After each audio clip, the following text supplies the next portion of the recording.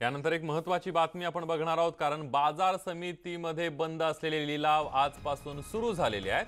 कोरोनाच्या भीतीमुळे व्यापारी हमालांनी लिलाव घ्यायला नकार दिला होता, त्यामुळे शनिवारपासून हे लिलाव बंद होते। मात्र आता लिलाव सुरू झाल्यामुळे शेतकऱ्यांना दिलासा मिळालेला आहे।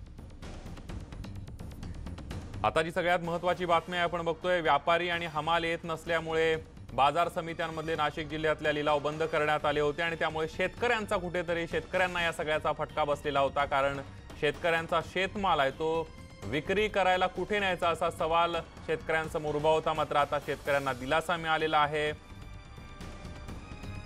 आणि आता लिलाव जे आहेत बाजार समित्यांमधले हे सुरू झालेले आहेत। कोरोनाच्या भीतीमुळे व्यापाऱ्यांनी हमालींनी यायला नकार दिलेला होता, त्यामुळे लिलाव शनिवारपासून बंद होते।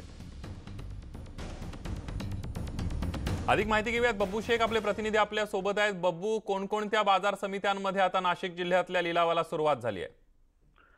संदीप, गेल्या शनिवारपासून मालेगाव बाजार समिती बंद होती, कारण मालेगावच्या ग्रामीण भागात कोरोना बाधित रुग्णांची संख्या वाढलेली होती। त्याच्यामुळे भीतीपोटी हमाल, मापारी आणि व्यापाऱ्यांनी बाजार समितीत येण्यास असमर्थता दाखवली होती। त्याच्यामुळे लिलाव बंद करण्यात आले होते।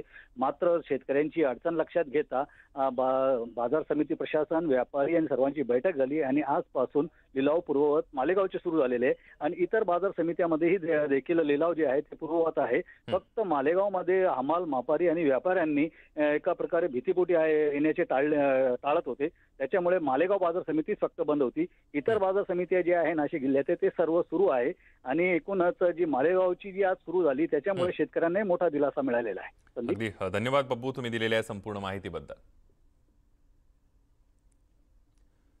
यानंतरची बातमी धुळ्यातली आहे। धुळे जिल्ह्यामध्ये शासनाच्या वतीने करण्यात येणारी भरड धान्य खरेदी गेल्या 15 दिवसांपासून बारदान अभावी बंद पडली आहे। त्यामुळे धुळे जिल्ह्यातील हजारो शेतकऱ्यांचा मका, ज्वारीसह भरड धान्य शासकीय खरेदी विना घरात पडून आहे।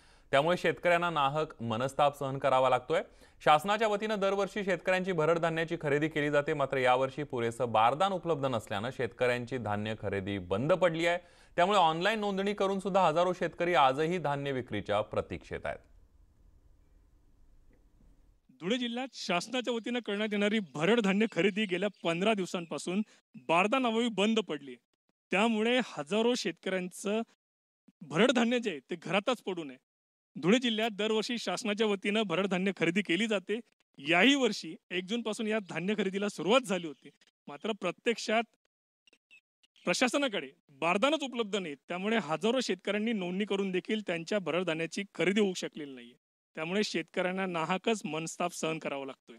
जिल्ह्यामध्ये एकूणच जी खरेदी केली जाते भरड धान्याची, त्या खरेदीसाठी जे बारदान लागतात ते बारदान उपलब्ध करून द्यायची जी जबाबदारी आहे ती पणन विभागाची आहे। मात्र यावर्षी लॉकडाऊन असल्यामुळे नव्यानं बारदानाची निर्मिती झाली नसल्याचा खुलासा पणन महासंघाच्या वतीनं सांगण्यात येते।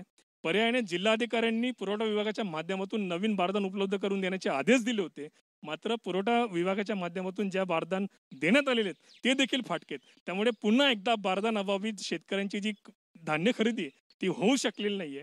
दुसरीकडे खासगी बाजारपेठेमध्ये जे खासगी व्यापारी आहेत त्यांच्याकडे बारदान देखील उपलब्ध आहेत आणि त्यांच्याकडे खरेदी देखील सुरू आहे, मात्र शेतकऱ्यांना त्या ठिकाणी योग्य जो भाव आहे तो दिला जात नाहीये। एकूणच आता खरीप हंगाम सुरू आहे आणि पेरणीसाठी अडून बसलेल्या शेतकऱ्यांना नाहकच इच्छा नसताना देखील मातीमोल भावामध्ये आपल्या भरड धान्याची विक्री करावी लागते। असं असताना जर खासगी बाजारपेठेमधल्या व्यापाऱ्यांना जर बारदान उपलब्ध होत असतात तर प्रशासनाला बारदान का उपलब्ध होत नाही असा सवाल आता संतप्त शेतकरी विचारू लागलेत।